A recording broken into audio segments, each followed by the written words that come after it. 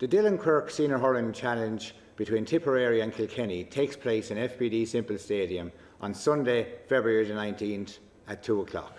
Here to talk a little bit about the challenge, the Dillion Quirke Foundation, and indeed Dillion himself, is former Dublin minor hurler and Ireland international Niall Quinn. Niall, you're very welcome. Thank you, Jonathan. Yeah, lovely to be here. I suppose you got involved in the Dillion Quirke Foundation because of your friendship with Dillion and indeed the Quirke family. Could you maybe tell us a little bit about that? Yeah, well, I knew Dan for a long time through friends of mine, Joe Hayes and people like that, the great Jimmy Morrissey from out that way in Ballock, and we had great fun over the years. And I actually went into business then with Dan as well and got to know the family even better, and was around for Dillion's emergence as, you know, a top sportsman.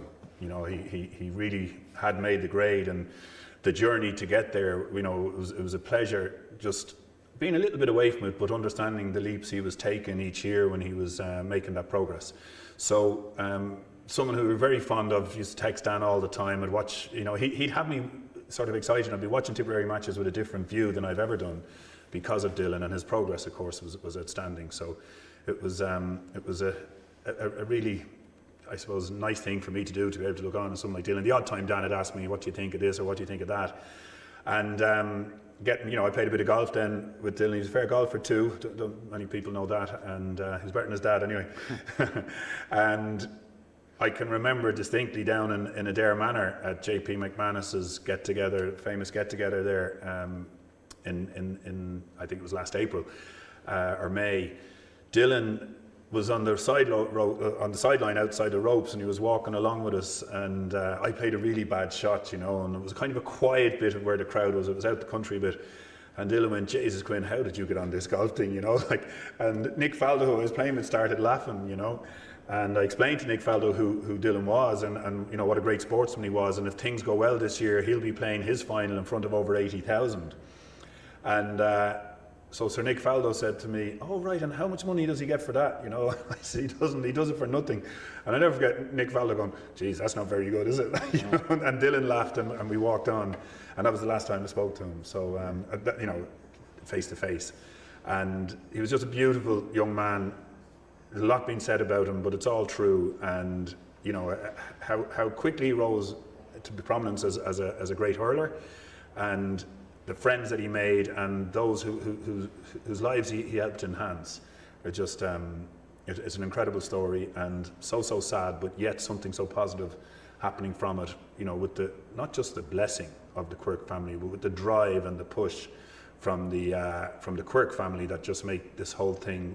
It's tough, of course, but it's also very exciting. It's brilliant what they're doing, and to be any part in it, to play any role at all, is a pleasure for me and anyone who's asked.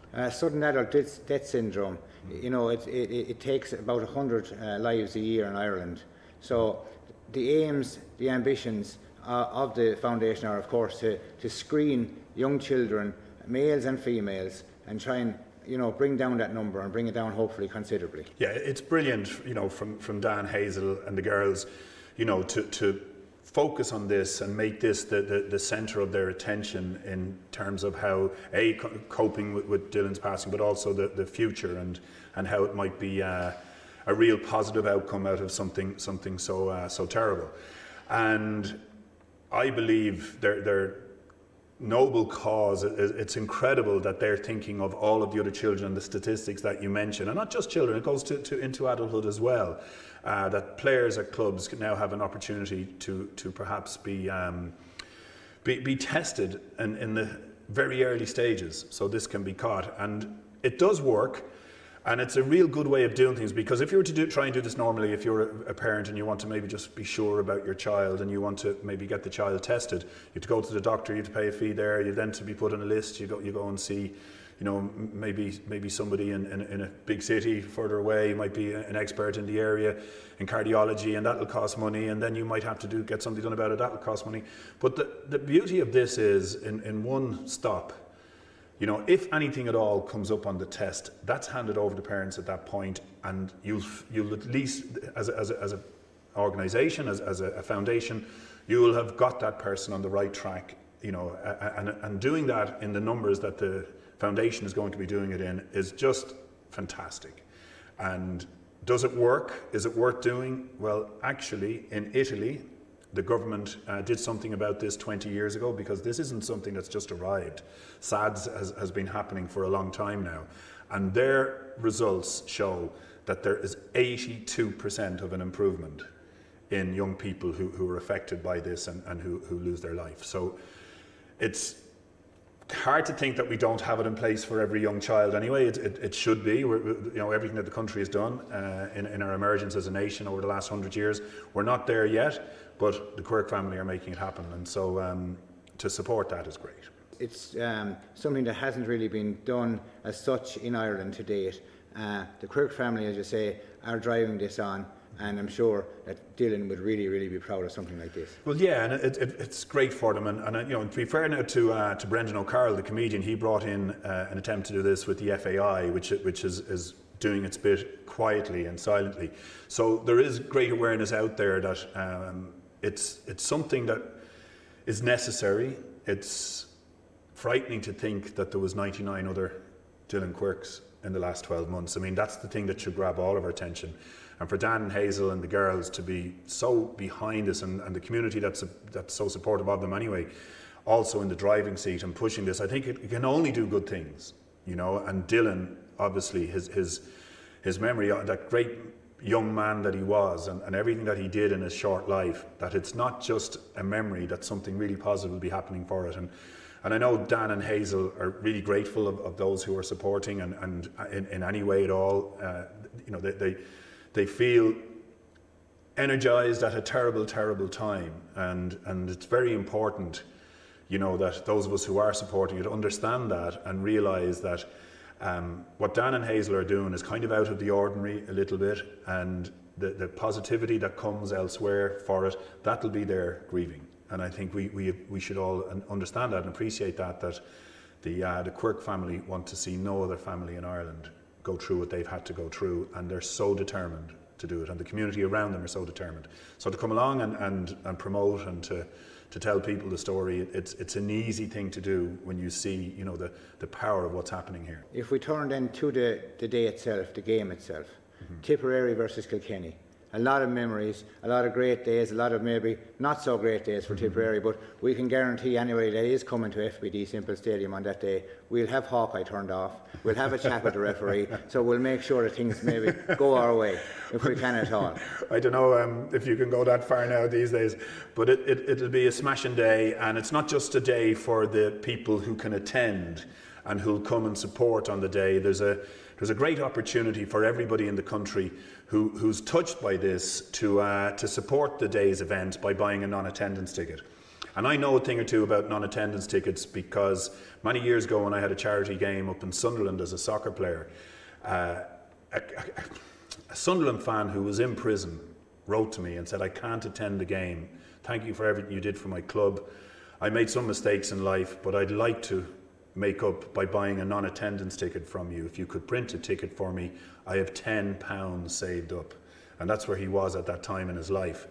And it set off a little sort of idea in my head, and I spoke to a person who was helping me on the committee who was from Barclays, and he put up an answering station in Barclays where all the workers came and did an hour at a time.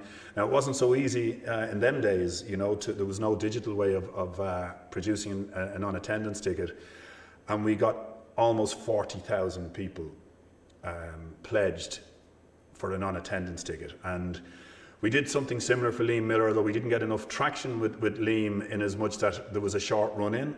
But now that there's a couple of weeks, maybe 3 weeks by the time from today, but maybe a couple of weeks by the time we get it out there in its digital form, I'd recommend anybody who wants to help that you're only doing the right thing. Please buy a non-attendance ticket. It'll be a digital ticket, so it won't be in the post like we had to do. We had thousands and thousands of young volunteers in Sunderland that time putting match programs and non-attendance tickets into an envelope, sending it off to addresses.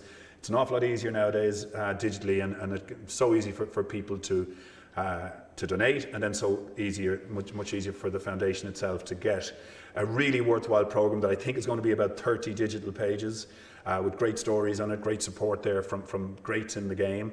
And then on top of that, the actual certificate and the non-attendance ticket itself will be a reminder that they've helped what can only be described as a brilliant, selfless attempt by the Quirke family to do something great for all the young hurlers and footballers, boys and girls, and indeed older ones, you know, because this can stretch right through to the club senior teams. To do that around the country the way they want to do it, you know, it's a brilliant thing to do. Yes, and of course, so anybody that does want to buy a non-attendance ticket or an attendance ticket or indeed a streaming pass can do so by logging on to the Dillion Quirke Foundation website page or the Tipperary GAA page, and all the details are there for you. So we would really encourage everybody, as many people as possible, to do that, get involved and get behind what is going to be a fantastic foundation, and please God will save many lives. Niall Quinn, thank you very much. Not at all, thank you.